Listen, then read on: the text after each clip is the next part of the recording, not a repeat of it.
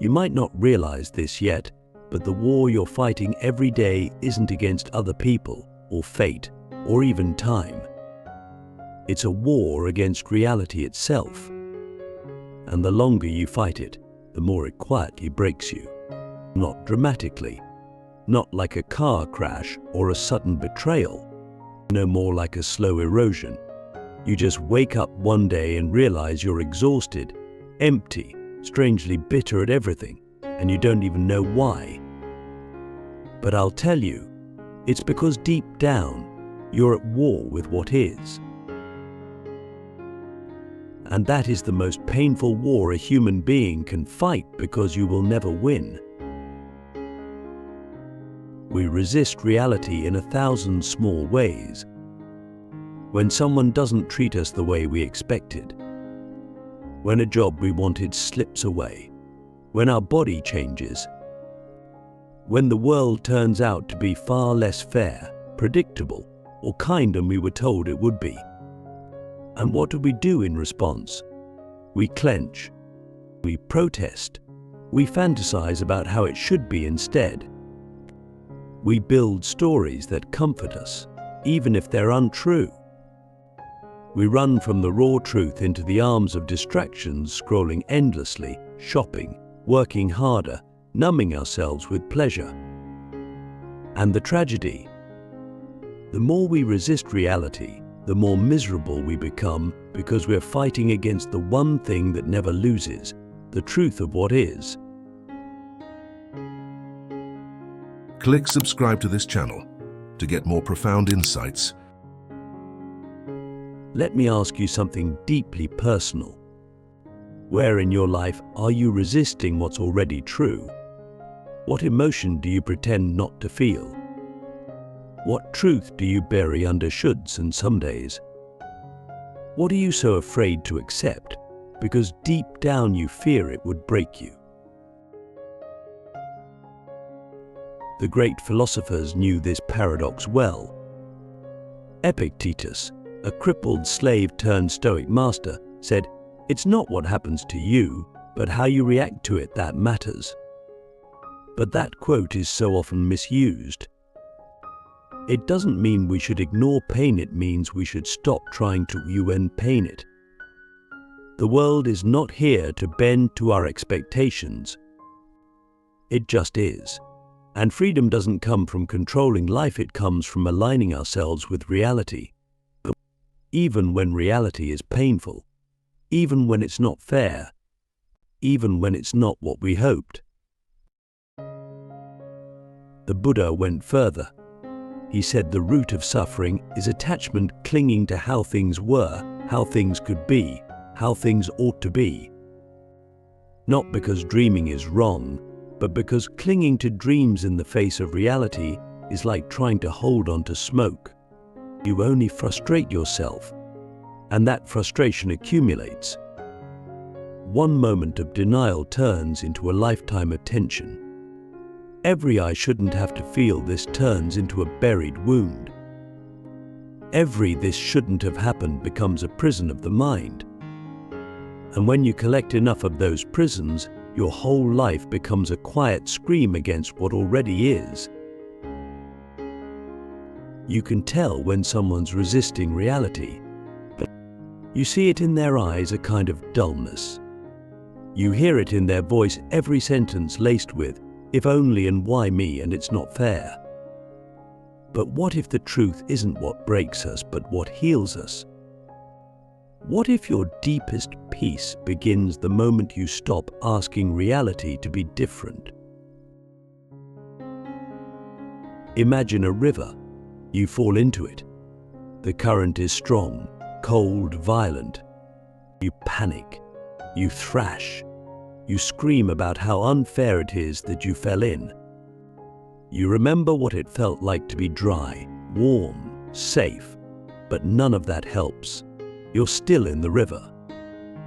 It's still pulling you. And every moment you fight it, you waste energy, you increase the risk of drowning. But the moment you stop, the moment you say, "Yes, but I am in the river, and it's cold, and I'm scared, But this is real. Now what? That's the moment you begin to survive. Surrender is not weakness. Surrender is clarity. It's the moment you finally face the full weight of what is and find that you are stronger than you thought. Because misery doesn't come from pain. It comes from trying to erase pain with your mind. Let's go deeper. Most people's identity is built entirely on resistance. You've built stories about who you are: a good person, a strong person, a victim, a winner, someone who is not like them, someone who deserves better. And when reality contradicts that identity, it hurts. So you push back, you blame others, you numb, you double down on the identity.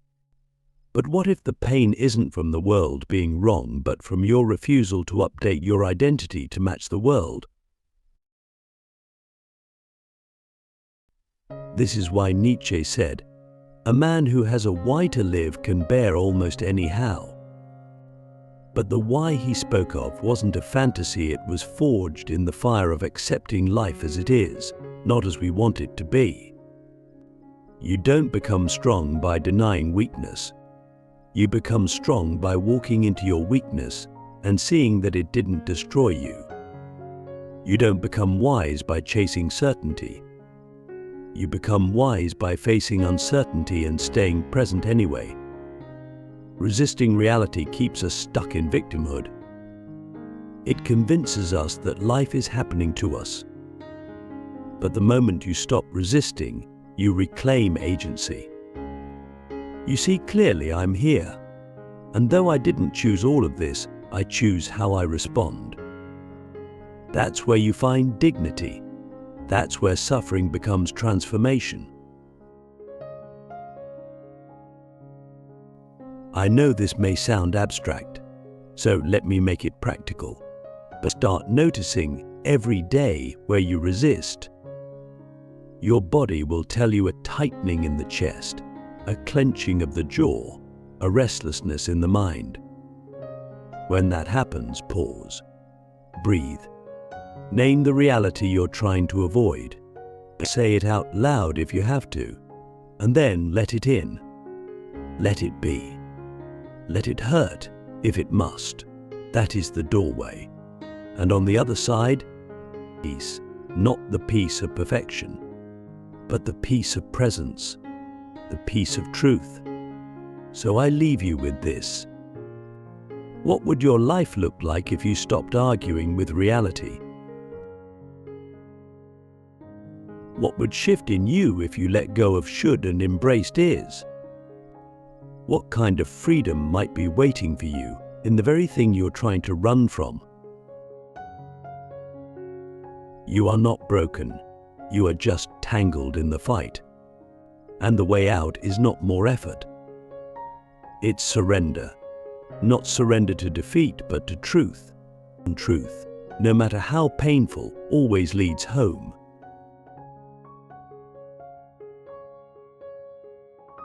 If you've come this far, you're already different from most.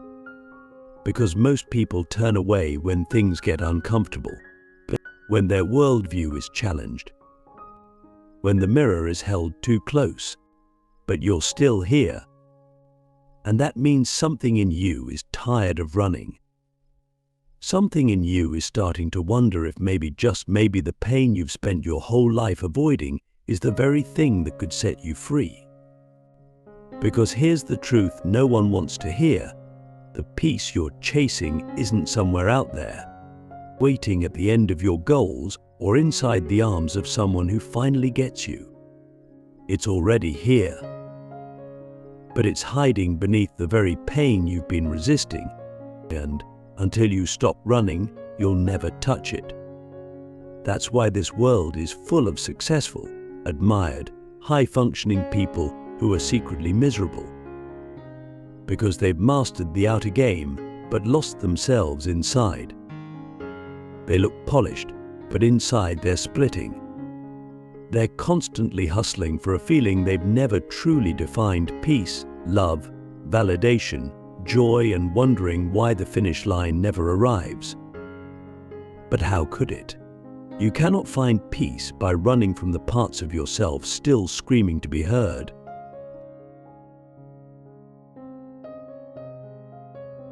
Pain is not the problem. The problem is your resistance to it. Every time something difficult comes up, grief, shame, loneliness, anger, we tell ourselves it shouldn't be there. That if we were stronger, smarter, more spiritual, we wouldn't feel this. So we push it down. We distract. We overanalyze. We numb. But here's what we don't realize. Every time we reject our pain, we reject ourselves. We fracture. We exile parts of us that are still deeply human. And the cost of that is immense. We lose wholeness. We lose honesty. And slowly, we lose the ability to actually feel life as it is. Because you cannot selectively numb pain. If you push away your sorrow, you push away your joy too. If you hide your grief, you dull your ability to feel love. And soon, life becomes a dull hum, tolerable, predictable, but empty. Like living in a house with the windows closed, curtains drawn, air thick and stale. Or it might be safe, but it isn't living. I want you to really think about this. What emotion are you most afraid to feel? Is it rage? Is it shame? Is it despair? Trace your discomfort back to its source. What happened in your life that made you believe you had to hide that part of yourself to survive? Maybe you were taught that crying made you weak. Maybe you were punished for anger. Maybe no one showed up when you were hurting, so you told yourself it's better not to need anyone. And so now, as an adult, you resist feeling. You mistake emotional repression for maturity. But suppression isn't strength, it's fear in disguise.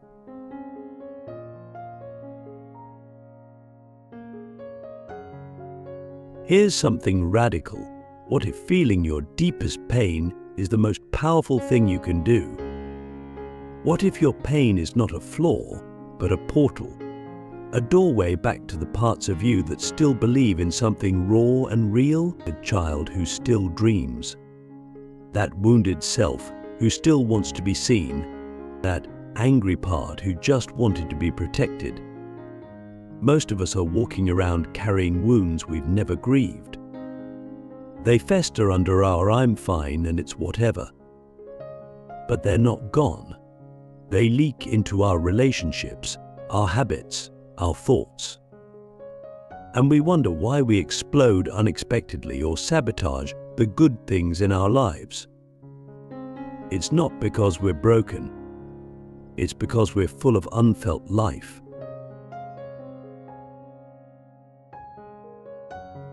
The Stoics taught that pain is inevitable, but suffering is optional. And in many ways they were right. But there's another layer. Because suffering is optional, but only if you're willing to meet pain fully. Not manage it, not reframe it. Meet it, sit with it. Ask it what it wants to tell you. If you do, something strange starts to happen. The pain shifts. It loses its grip. It becomes softer, wiser, less frightening. Because pain, like all emotions, just wants to be heard. It wants your attention, not your judgment. And when you give it that, when you say, "Yes, this is what's here. Let me feel it," you stop the war.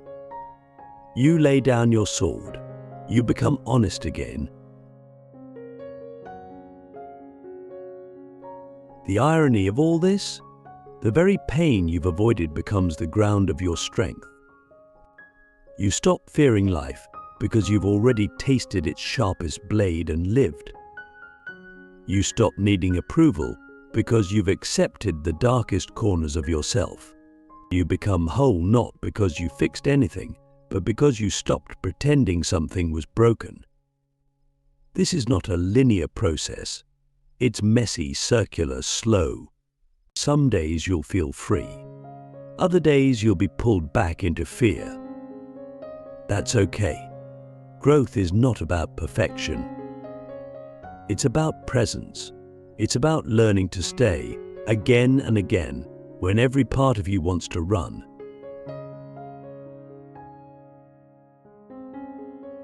So ask yourself, what would happen if I stopped resisting this moment exactly as it is? What if I didn't try to change it, judge it, or escape it? Could I simply be here with whatever arises and trust that I am strong enough to feel it? This is the essence of surrender.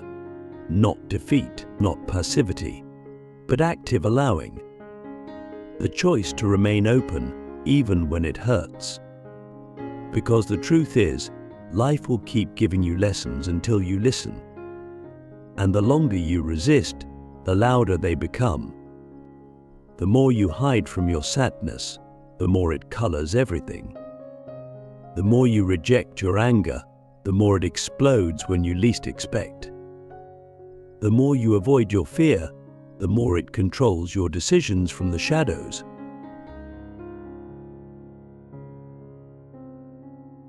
You cannot heal what you will not feel, and you cannot transform what you will not touch. But when you do touch it, when you face the thing you thought would destroy you, you realize something extraordinary. You're still here, and not just surviving, but more alive than you've been in years. Because finally you're telling the truth. Not just with your words, but with your presence, your choices, your breath. You are no longer pretending. You are no longer afraid of what you are. And from that place, peace rises, quietly, naturally, like light through a cracked window. No need to chase it anymore. It was always waiting for you to stop resisting and finally come home to yourself.